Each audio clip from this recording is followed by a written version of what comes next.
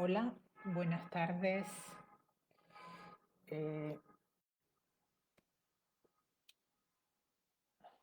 Buenas tardes a todos. Bienvenidos a una clase, a una nueva clase en directo sobre la obra de Sigmund Freud. Bueno, espero que se escuche bien y vamos a compartir aquí también. Vale, vamos a ver si podemos vernos también por aquí. Bueno, hoy para empezar, si quería hacer mención, bueno, pues de lanzar aquí un recuerdo para una de las personas que solían seguir nuestras clases, como es Carlos Latorre, que ha fallecido en estos días. Y bueno, quería hacerle un recuerdo desde aquí, en estas clases que hacemos. Clases abiertas sobre la obra de Sigmund Freud. Bueno, vamos también primero a contestar una pregunta que hicieron, a ver, creo que ya está aquí. Una pregunta que hicieron, también esperen un momentito, a ver. Vale, una pregunta que hicieron el otro día en la clase pasada y que dijimos que la íbamos a contestar en la clase de hoy. Bueno, espero, como digo, que se me escuche bien. Y bueno, más o menos se ve bien, pero es verdad, sí creo que mejor. Un poquito más de luz. Bueno, em, concretamente el otro día nos preguntaban, la última clase estábamos con los límites en la interpretabilidad de los sueños y estábamos viendo hablábamos sobre el método de interpretación onírica del psicoanálisis y algunos límites sobre la interpretabilidad, ¿no? Decíamos, por ejemplo, em, que no se puede, nadie puede practicar la interpretación onírica como actividad aislada, ¿no? Fuera de lo que es el contexto o el encuadre psicoanalítico, ¿no? Eh, bueno, de nada serviría que alguien se propusiera deliberadamente interpretar sus sueños, ¿no? Pensando que por lo que lee o escucha en el psicoanálisis pudiera interpretar sus sueños, ya que para ello se tienen que cumplir las condiciones del psicoanálisis, ¿no? Que son la interpretación onírica con la técnica psicoanalítica requiere la asociación libre por parte del paciente con respecto a su sueño o a los fragmentos de su sueño y en transferencia, además, ¿no? En la relación terapéutica con el analista. Con lo cual, fuera de esas condiciones, la interpretación de los sueños, pues podemos considerarla como algo intuitivo, ¿no? O como algo que surge intuitivo de la persona que pretende interpretar el sueño y no tiene mucha validez, ¿no? Ni mucho carácter científico, ¿no? Pero lo que sí nos decía Freud, que, que el éxito de esta interpretación de los sueños estaba muy relacionada con las resistencias por parte del paciente con respecto a esa asociación libre, ¿no? Con respecto a esa asociación libre, es decir, pacientes que solo, ¿no? Que relatan sus sueños o relatan fragmentos de sus sueños, pero no asocian libremente con respecto a esos sueños o pasan de un fragmento a otro sin ir más allá, ¿no? Entonces, la pregunta que nos hacían, entonces hablamos el otro día, también hablamos de las resistencias, ¿no? Que en definitiva las resistencias son las resistencias aparecen en el yo frente a los contenidos reprimidos inconscientes, ¿no? De los cuales el yo no quiere saber nada. Y por eso aparecen las resistencias, ¿no? Entonces, cuanto más intensas esas resistencias, más difícil va a ser la labor de interpretación onírica y más difícil va a ser, en definitiva, la labor analítica. Vale. Entonces, y la pregunta que nos hacían, por eso estoy haciendo este pequeño resumen de la clase última, era si, qué relación hay entre la resistencia y la repetición. Bueno, la resistencia, como decimos, entonces son las resistencias, Freud las estudia y aparecen como interrumpiendo, perturbando, molestando a la labor analítica, ¿no? Precisamente para impedir que los contenidos reprimidos e inconscientes pues puedan dejar de estar reprimidos e inconscientes, ¿no? Habría como una fuerza de esos contenidos reprimidos, una fuerza en forma de resistencia que tratarían de seguir manteniendo esos contenidos inconscientes. Y luego habría una fuerza, en este caso del yo, pero también la fuerza curativa, la fuerza del análisis, que lo que pretenderían sería llevar esos contenidos o interpretar esos contenidos eh, para poder hacer uso de ellos en la conciencia. Pues bueno, esto sería la resistencia. Y la repetición realmente tienen relación, ambos conceptos, porque la repetición, nos dice Freud en el texto Recuerdo, repetición y elaboración, nos dice Freud que la repetición es una forma de recuerdo, es una forma de recordar. Me explico. La forma que tenemos para recordar puede ser mediante la evocación del recuerdo, ¿no?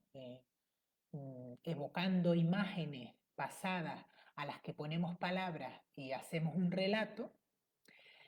O también otra forma de recordar es la repetición, que sería aquellos casos donde yo no puedo poner palabras a lo que me ha sucedido porque no tengo ese recuerdo, porque ese recuerdo no es consciente, ese recuerdo es inconsciente o está reprimido, y la forma que tengo de recuerdo en esos casos es mediante la repetición. Es decir, no recuerdo, pero repito, pero repito. En la escena analítica, no le puedo contar a mi analista, no le puedo contar los recuerdos, pero repito con mi analista la relación que tenía con mi padre. No le puedo contar que recuerdo que la relación con mi padre era una relación de máxima sumisión, ¿no? O una relación de autoridad determinada, no lo puedo poner en palabras. ¿Y qué hago? Repito con el analista la relación que tenía con mi padre. El mecanismo de repetición no es solo un mecanismo que se dé en el encuadre psicoanalítico, ¿no? Es un fenómeno que Freud observa y del que luego hace uso, o, bueno, no es que haga uso, sino que luego que lo describe, que lo observa fuera de la situación analítica, pero luego ve que además en la situación analítica también ocurre, ¿no? Y la repetición también ocurre fuera de la situación analítica cuando una persona repite, por ejemplo, una misma o un mismo tipo de relación con los hombres, con las mujeres, con los jefes, con los compañeros de trabajo, repite una misma relación y no se puede salir de esa repetición, a menos que acuda a un psicoanalista o se psicoanalice, ¿no? Es decir, no puede poner en palabras lo que le pasa con el jefe, lo que le pasa con los compañeros de trabajo, lo que le pasa en las relaciones de pareja, lo que le pasa con las mujeres, con los hombres. No puede ponerlo en palabras y repite con ellos una relación anterior, ¿vale? Una relación anterior infantil, ¿vale?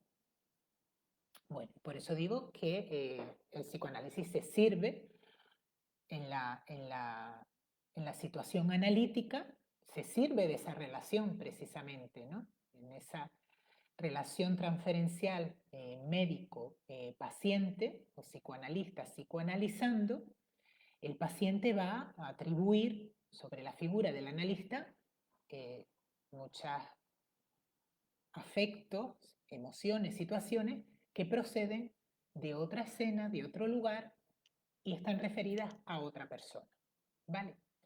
En ese sentido, repetición y resistencia tienen mucha relación porque, porque precisamente por la resistencia a recordar, a poner palabras a aquello que nos ocurrió, ¿no?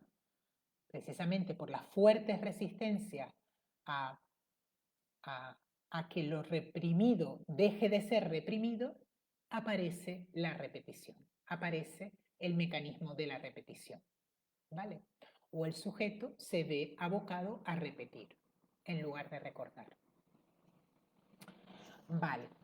También es importante decir que la labor analítica, precisamente, entre otras cosas, lo que pretende es que el paciente abandone el escenario que siempre de alguna manera va a seguir, ¿no? Pero que vaya pudiendo poner palabras a aquello que al principio solo puede poner en acto, ¿no? Vaya pudiendo hablar de la relación con su padre, de la relación con las figuras de autoridad, en vez de repetir la relación con su padre con el analista, ¿vale? Esa es una de las labores del psicoanálisis y que llevan y que van a llevar su tiempo. Vale.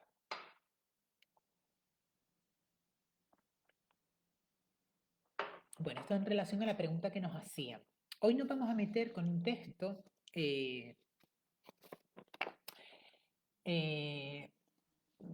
interesante, cortito, pero con bastante intensidad, como es La cabeza de Medusa. Este es un texto que Freud publica en el año, escribe en el año 1922 y publica en 1940. Concretamente hace referencia, la cabeza de Medusa es un cuadro de Caravaggio, del pintor Caravaggio, ¿no? Y entonces él va bueno, pues a hacer una interpretación del mito griego de la cabeza de Medusa, ¿vale? Y de la decapitación de la cabeza de Medusa. Entonces él empieza este texto diciendo que a menudo él no ha llevado a cabo la interpretación de temas mitológicos individuales, pero en este caso, en el caso del mito de la cabeza de Medusa, por lo horripilante que es, se ha atrevido a ello. La cabeza de Medusa, como decimos, es un cuadro de Caravaggio basado en una mitología, ¿no? En una historia mitológica griega que hace referencia a Medusa, que es descrita como una hermosa doncella y sacerdotisa del templo de Atenea, la diosa Atenea, cuya belleza le ganó muchos pretendientes. Entre ellos estaba el terrible dios de los mares, Poseidón, quien la raptó a Medusa, la violó y la dejó embarazada. Despojada así de su pureza, Medusa fue entonces castigada por Atenea, furiosa por la profanación de su templo. Y la diosa le transforma los cabellos. Si quieren, pueden ver en internet el cuadro de Caravaggio para que vean, para que esto que estoy diciendo lo, lo entiendan mejor, ¿vale? El cuadro de Caravaggio. Entonces, Atenea, la diosa Atenea, por esto que había ocurrido, transforma los pelos del cabello de Medusa en serpientes y le dice o hace que se conviertan en piedra todos aquellos que miren a su rostro, ¿no? La convierte en un monstruo, con cabello de piedra y con cabello, perdón, de serpientes y que quien la mire se convierta en una piedra. Entonces Medusa habitaba con sus hermanas en una cueva, dice, en el último lugar al que se dirigía la noche, ¿no? O sea, en una cueva muy apartada, y allí la va a buscar el héroe Perseo, que este héroe, por orden del rey Polidectes, el cual pretendía a la madre de Perseo y Perseo no estaba de acuerdo con esta unión, y el rey Polidectes lo envía a que le traiga la cabeza de Medusa, ¿no? Como forma de quitárselo encima. Entonces Perseo recibe la ayuda de diferentes dioses, como en este caso Atenea, la cual le entrega un espejo de bronce para que le sirva como espejo para que se pueda reflejar en él el reflejo de Medusa y de esta manera él no quede petrificado al mirarle el rostro. Y además le da un casco que va a producir la invisibilidad para que pueda huir del lugar, ¿no? De esta manera, el héroe Perseo se infiltra en la cueva del monstruo y de un tajo certero le corta el cuello a Medusa, la cabeza a Medusa, la guarda en un saco y escapa de la situación. Armado con esta cabeza del monstruo, Perseo emprende distintas aventuras y finalmente el héroe le entrega a la propia Atenea la cabeza cercenada de Medusa, quien la puso a partir de entonces en su escudo como un emblema protector. ¿Vale? Si miran como digo, hola Juani, buenos días, bienvenida a estas clases en directo. Si ustedes miran como digo el cuadro de Caravaggio van a ver que es un escudo y sobre un lienzo, Caravaggio pintó sobre un lienzo la cabeza decapitada de Medusa y la puso sobre un escudo, ¿vale? Esa es la obra de arte. Vale. Entonces Freud se propone interpretar este mito, ¿no? Este mito. Dice que en psicoanálisis decapitar simbólicamente es castrar. Entonces el terror a la cabeza de Medusa es pues un terror a la castración, relacionado con la vista de algo. Terror a la castración relacionado con la vista de algo. ¿Y con la vista de qué? Se pregunta Freud. Dice, sabemos por los numerosos análisis que hemos realizado las circunstancias en las cuales esto ocurre, ¿no? Cuando aparece el temor a la castración frente a la vista de algo. Y vamos a explicar esto, ¿no? El complejo de castración es un complejo nodular, estructural del aparato psíquico humano que está relacionado con el complejo de Edipo. El complejo de Edipo, como ya hemos hablado en muchísimas clases anteriores, es esa etapa en la que el niño y la niña toman como primer objeto amoroso, como primeros objetos amorosos, las figuras parentales y como figuras hostiles también las figuras parentales, ¿no? Como objetos amorosos y hostiles, las figuras parentales. Inicialmente, Freud nos dice que tanto el niño como la niña van a tomar como primer objeto amoroso a la madre y el padre va a aparecer como rival. En este momento de la etapa del desarrollo psicosexual de los niños, aparece las primeras manifestaciones de la sexualidad en el niño relacionado con sus genitales, ¿no? Hasta ese momento las manifestaciones sexuales habían sido diferentes, pero en este momento, en torno a los 2, 3 años de vida, el niño y la niña empiezan con sus primeras manipulaciones sexuales, ¿no? Ante estas primeras masturbaciones, eh, el adulto de referencia, comúnmente, normalmente la madre, cuando le ve que el niño pues, tiene estas manifestaciones sexuales, le amenaza con la castración. Si te sigues tocando, se te va a caer. O si te sigues tocando, te la voy a cortar. O incluso a veces la madre puede amenazar con que quien va a realizar la acción va a ser el padre. Si te sigues tocando, papá te la va a cortar. Esto que así, bueno, pues suena a veces pues tan sexual y efectivamente, ¿no? Si Freud descubrió una cosa es que, que la sexualidad también está en la infancia, ¿no? Pero bueno, tiene que ver pues con toda la etapa del complejo de Edipo es la etapa de la socialización del niño, de el niño se convierte en un humano, ¿no?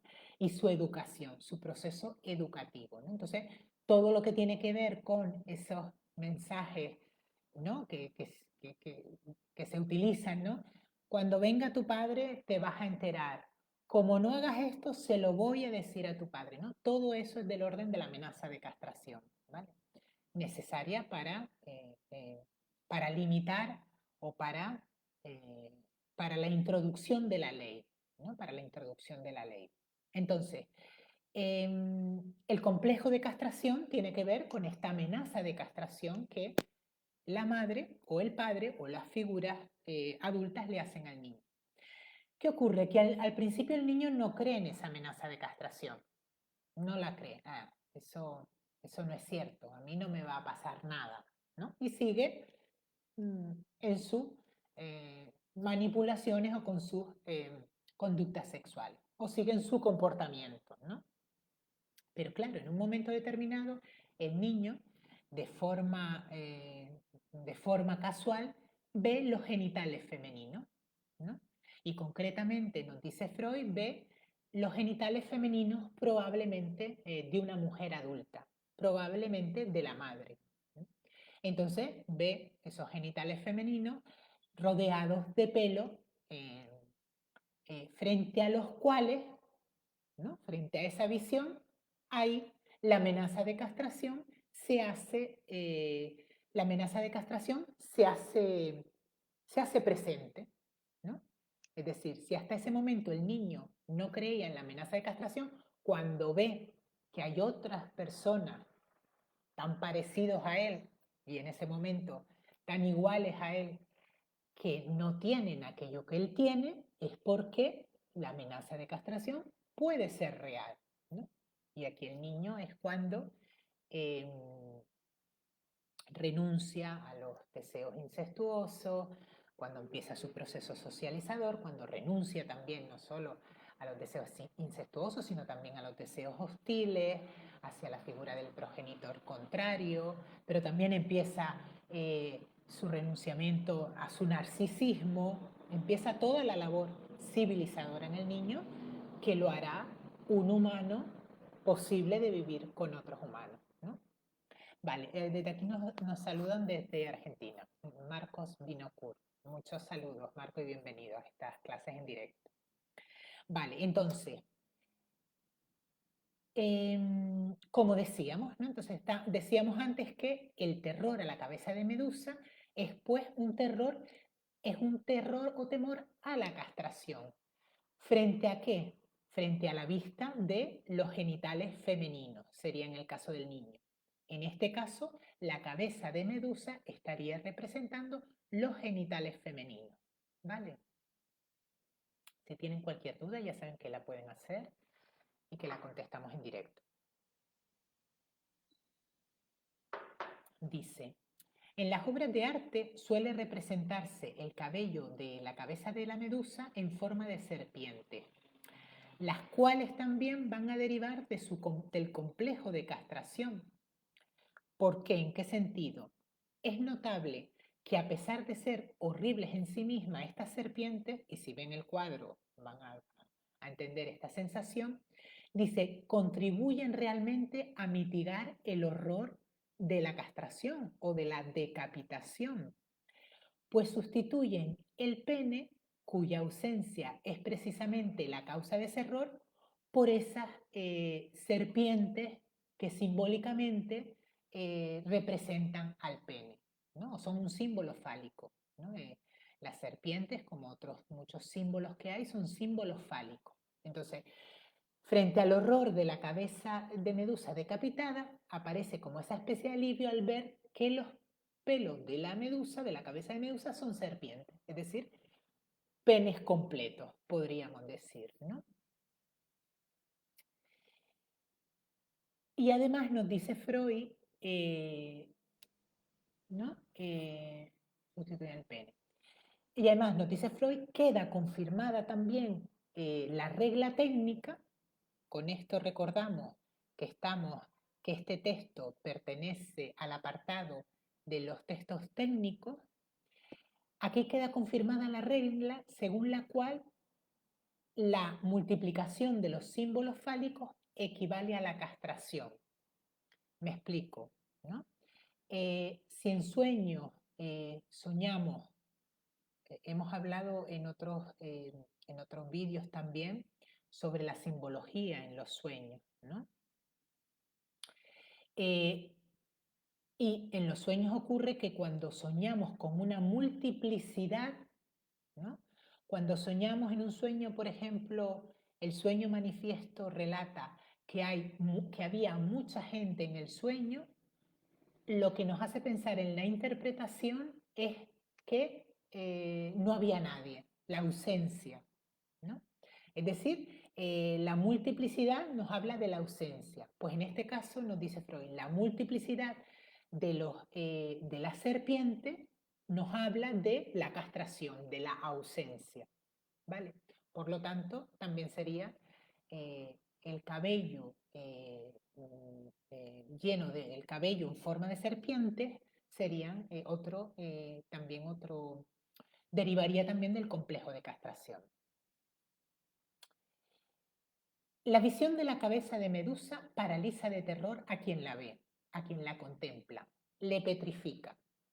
Y nos dice Freud, una vez más, en el mismo origen del complejo de castración, nos encontramos también la misma transformación del afecto, del horror en alivio, nos dice. En el sentido de que frente al horror de esa obra de arte, la persona queda petrificada. Y esa petrificación no es más que una erección, ¿no? Es la rigidez, a ver cómo lo dice Freud aquí. Pensemos que esto, vale, esto tenemos que tomarlo, es una interpretación que hace Freud de la mitología, entendiéndola dentro de la teoría psicoanalítica, ¿vale? Y entendiendo cómo este texto está en un contexto, ¿vale? Desde ahí, para poder entender luego los efectos que del complejo de castración se derivan, ¿vale? En la realidad cotidiana, en el día a día, que, que- que- que no tenemos otra forma de explicarlo más que recurriendo a, a la teoría psicoanalítica, ¿vale? Que tienen una traducción luego en múltiples hechos, muchas veces muy alejados de lo que a lo que en sí se están refiriendo, ¿no? Vale, entonces, así quería decir esto, ¿no? Entonces nuevamente sería como quedar rígido, petrificado, significaría efectivamente, como decíamos, la erección. Es decir, eso de alguna manera ofrecería un consuelo al espectador que dice, bueno, si todavía estoy rígido, todavía poseo un pene, ¿no? Frente a esa imagen, frente a esa imagen. Vale. Atenea, la diosa virgen, Freud nos dice aquí que lleva ese símbolo del horror en, en la lectura del mito. Vemos que ella lo pone en un escudo para defenderse, pone en un escudo la cabeza que le trae Perseo de la Medusa, la pone en un escudo. Aquí nos dice Freud que este símbolo del horror, la cabeza de Medusa, la pone sobre sus vestimentas, sobre sus vestiduras. Y con toda razón, pues se convierte así en la mujer inabordable que repele todo deseo sexual. La diosa Atenea es la diosa virgen, ¿vale? Entonces, pone ese símbolo para ahuyentar el mal, ¿no? Para ahuyentar al enemigo, ¿no? Como escudo, ¿no? Entonces dice Freud, si la cabeza de la medusa sustituye la representación de los genitales femeninos y ¿no? Y si sustituye eso, la representación de los genitales femeninos, cabe recordar también que ya conocemos otros casos, ¿no? Perdón, que la cabeza de medusa sustituye a los genitales femeninos y que además decimos, Atenea lo pone en sus vestimentas para alejar el mal. Esto nos dice Freud que se le conoce como un acto apotropeico. que es un acto que aleja el mal, ¿no? Lo que despierta el horror en uno mismo, cabe suponer idéntico efecto en el otro, en el enemigo, ¿no? Entonces, el escudo lo que pretendía era provocar un horror en el enemigo que lo alejara, ¿no? Que lo alejara de la diosa Atenea. Y nos dice Freud que ya como acción apotropeica también nos encontramos otros actos donde, en este caso no los genitales femeninos, pero sí, por ejemplo, el miembro viril erecto se utiliza también como acto apotropeico, ¿no? Que se utiliza para ahuyentar el mal, ¿no? Frente a los enemigos, ¿no? Y así, por ejemplo, en la mitología también se puede mostrar el pene o cualquiera de sus sucedáneos, que significaría decir, no te temo, te desafío, pues tengo un pene, ¿no? Pero esto, dice, sería merced a otro mecanismo diferente, ¿no? Entonces, ya llegando al final del texto, nos dice Freud que, bueno, que esta interpretación mitológica del mito de la cabeza de Medusa, lo que nos va a representar es el horror a la castración frente a la visión de los genitales femeninos. Resumiendo, el horror que siente el niño frente a la visión de los genitales, inicialmente, generalmente, de la madre, ¿no? ¿Por qué el horror? Porque en ese momento de la visión, de una u otra manera, ¿vale? Esto no tenemos que ir a la realidad luego a buscar si esto pasa así, ¿no? Todo esto forma parte, es teoría, ¿no? También es teoría que hace para la técnica, para el trabajo, ¿no? Digo, que uno no tiene que ir luego a la realidad, ¿no? Pero que explica, pero lo que sí explica luego lo que pasa en la realidad, ¿no? Sí explica luego lo que pasa en la realidad. Entonces, como digo, es el horror frente a la visión de los genitales femeninos. ¿Por qué? Porque en ese momento la amenaza de castración toma toda la seriedad y veracidad que hasta ese momento el niño no le había dado. Amenaza de castración, complejo de castración, angustia de castración, si me permiten, que luego va a acompañar al resto de los sujetos, hombres y mujeres, a lo largo de toda nuestra vida. ¿Vale? Freud llega a decir que toda angustia es angustia de castración. ¿Vale?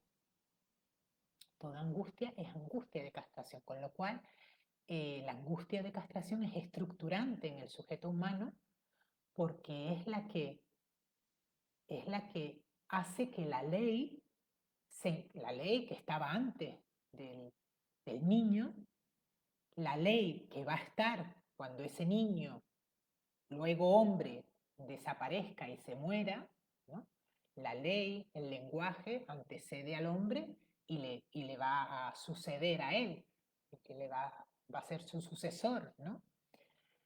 Entonces, el complejo de castración permite la integración de la ley, ¿no? Porque luego, cómo queden o cómo quedemos todos posicionados en esos complejos, ¿no? El término que Freud le da a todas estas operaciones es complejo, ¿no? Complejo de castración, porque en este fenómeno convergen muchas situaciones, muchas circunstancias. Por eso el nombre de complejo, ¿no? El complejo de castración es la que permite, eh, eh, o el temor a la castración es lo que permite la integración de la ley en el niño, ¿no? En ese cachorro humano que se tiene que hacer hombre, que se tiene que hacer mujer, que se tiene que hacer humano, ¿no? No por nacimiento uno es humano, es un cachorro humano, luego se tiene que hacer humano cuando ingresa en la ley, cuando ingresa en el lenguaje. cuando ingresa en la civilización, ¿no? Que le antecede, como decíamos antes, y que le va a suceder también. A suceder, no. A,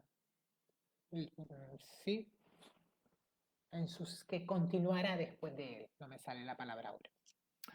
Bueno, y aquí con esto pues terminaríamos el texto de hoy.